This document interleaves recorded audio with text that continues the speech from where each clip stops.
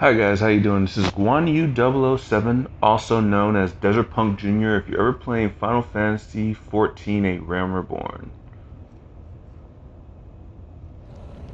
How are you guys doing today? Well, I am doing alright so far. I've been playing a lot of Bloodborne, and basically what I'm doing is I'm going to go ahead and record, and the gameplay is actually going to be fitted on the screen. But aside from that, there's been I guess, a spread of information that there's a memory leak within Bloodborne itself that would make the bosses easier, per se. Now, I'm not sure if this is an actual memory leak. It really needs to be looked at before people are just throwing out what they think it is. But I've seen videos, and it seems that if you have your PS4 in rest mode, or just let the game run or whatnot for 12 hours, I think they said the limit is 12 hours, then it's supposed to do something weird with the coding that'll make the bosses, not sure the actual characters, but they focused more on the bosses. Just they won't be as hard. Now, since this is a From Software game, I expect the game to be as hard as possible. Again, I rate Demon Souls the hardest game that they've ever had from Software. And the reason is because they took advantage of the cell processor that was in the PS3. So when Dark Souls comes out, Dark Souls is utterly, unimaginatively easy. So when a lot of people who are coming into a conversation and they're talking about the quote-unquote Souls game, they're just talking about Dark Souls. Simply because Dark Souls was multi-plat. They completely forget about Demon Souls, and in reality, if any of the people who played Dark Souls go back to try and play Demon Souls, they'll pull their hair out. It is the hardest of the Souls series. But Bloodborne is not a Souls game. So, it's its own IP, just like Demon Souls, which once I went back to look at the lore, I actually was comparing the lore to see what was the same and what was different. Now, I'm thinking that From Software has little quirks where they try and put some of the things that are in the game, not lore, in the game, that represent each other. But in the lore itself, they're not connected.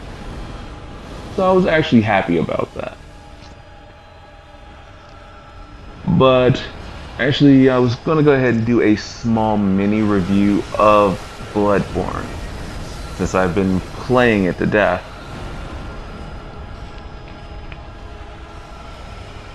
Bloodborne to me is, I want to say, a breath of fresh air in a lot of gaming right now.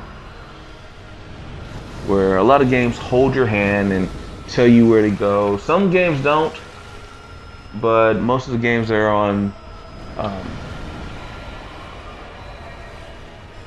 consoles, say like Skyrim, they hold your hand, tell you where you're going for the next mission, and then put a waypointer. You know, the magical, mystical waypointer. Bloodborne, just like Demon Souls, they don't do this. You actually have to find your way, or ask friends, or ask for help, or or whatnot. And I actually do like that. I like that because that initiates conversations with friends to see where they're at and how they done it. And you tell them how you're just trading information back and forth. And that's actually good. That's a breath of fresh air that needs to happen. And I don't believe that this has happened since, I want to say, Wind Waker for. Oh, I'm gonna go through like Nintendo and whatnot. Wind Waker for um, the GameCube, Monster Hunter for the PSP, and I'm not sure about any game on any Xbox platform that can equal, other than I'm guessing what comes close would be Dark Souls, which is a multi-plat. But yeah, as I do like Bloodborne, there are certain things that I don't like in I'm guessing, the technical spec of Bloodborne. Combat is great. I like the combat. I like I wouldn't say it's free flow. It's fast, but free flow would be more parkourish. I'm not saying that. What I'm saying is it's fast and more fluent than what I've seen in both Demon Souls and Dark Souls. Dark Souls, you can run, but you're not simply running when you're fighting. In Bloodborne, you are actually, literally, you are fighting for your life, if not for your blood that you have. And it requires a move set that goes beyond both Demon Souls and Dark Souls. The other thing is the enemies are, if not equally fast, sometimes faster than you. So you have to think outside the box. Sometimes you can't always take down that werewolf with one swing, or there are two werewolves, or one werewolf is super powered while the other one is just there to bait you into killing it while the other werewolf kills you, or there's a giant on the other side and he's using crows to distract you while he literally bricks your head in. These things actually make the game more exciting. You are actually trying to find out how to beat certain situations. I remember in the beginning where the two werewolves were at, I had multiple ways of trying to deal with them, from tossing a rock to baiting one, to tossing Molotovs to try to dwindle their lives down, so when one does come up, I can instantly kill one and then go after the other. It gives you an open-ended way of doing things, and that is much needed in the gaming community right now with all these quote-unquote sandbox games, but they're still telling you where to go and not giving you any true options of how to deal with multiple problems. Again, for Grand Theft Auto, how much I do like it, I reckon I go right back to Grand Theft Auto 3 that gave me the options of taking care of certain missions in different vehicles, different ways, different play styles, how I would handle it without any, I wouldn't say without any consequence, I would say without any restrictions on how I wanted to do something. If, say, for instance, I need to take down a whole group of giants at one point in time, I can either try the stealth way, get a backstab, or in this case, they call them visceral attacks. Or I can just charge in willy-nilly, or I can toss daggers at people, or I can toss Molotovs, or I can toss a pebble to try and distract one while I'm trying to kill the other. You get my point here. I like that, and Bloodborne delivers on everything. My problem with Bloodborne is the loading screens. I do not understand why it takes so long to load.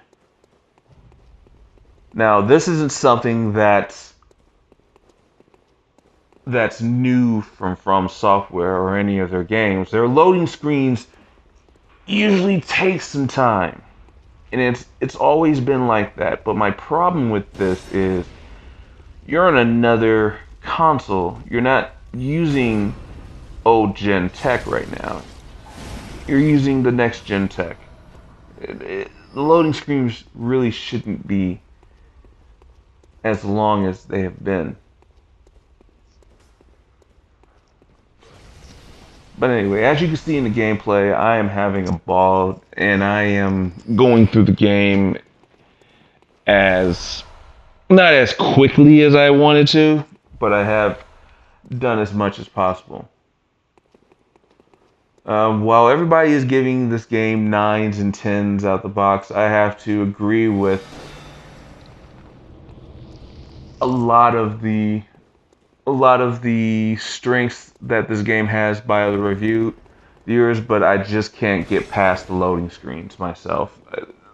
They are abhorrent and they need to be patched up. My other problem I have with From Software is the patching of the duplication glitch, which, let's face it, every From Software game from Demon's Souls on down has had the same duplication glitch. I do not appreciate them patching a glitch, but not patching the loading screens. You know, I think that's kind of arrogant on their part, and they really need to focus on making the game better and not trying to limit people on certain things. A different way of playing a game is a freedom that is afforded by the player itself and shouldn't be hampered simply because the player has found a glitch or exploit within the game itself. But yeah, that's all I got for right now. So this is Guan Yu 007 signing off. Guys, have a good day, and make sure to check out Bloodborne, and pick it up as soon as possible. It is worth the money. If you can't get it new, get it used, if there's even used copies. So take it easy, guys. I'll talk to you later.